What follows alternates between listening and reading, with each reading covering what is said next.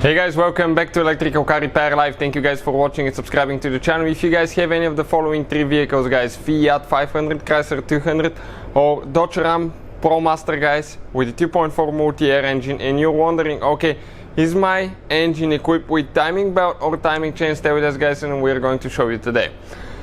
We'll explain, guys, a little bit about if it's a chain belt and how often, guys, needs to be replaced. As you can see, the engine is out of the car. You do not need to remove or get the engine out of the car, guys, to work on it for that procedure. But we got it out, guys, because we have more than 100 videos on that engine alone. And we want to show you with a great detail how to do everything, where every little bolt is located and what needs to be done to replace every component on that engine. We, guys, put all that work so we can save you as much money as we can. So please, guys, subscribe to the channel and like the video.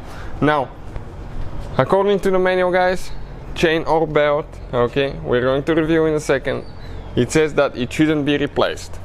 In our opinion, guys, it does needs to be replaced, and we've seen engines fail because of a bad tensioner. Okay, and let's go ahead, explain now and show you what we got here now, guys.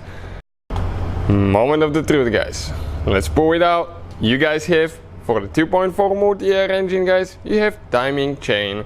But now, guys, even though the manual says it shouldn't be serviced, based on our experience, guys, those chain tensioners, okay, the timing chain tensioner, they do fail sometimes, guys. They do get worn out, and as a result, guys, you can develop a rattle from the timing chain on cold starts, noise from the timing chain, or after you haven't started the car for a long time, because this is a hydraulic tensioner and the oil pushes it out. But when you turn the car off, there is one tooth that keeps it here, guys. Make sure it keeps it in place so it doesn't go back in. Okay, that tooth right here. And if it gets wore out, guys, what happens?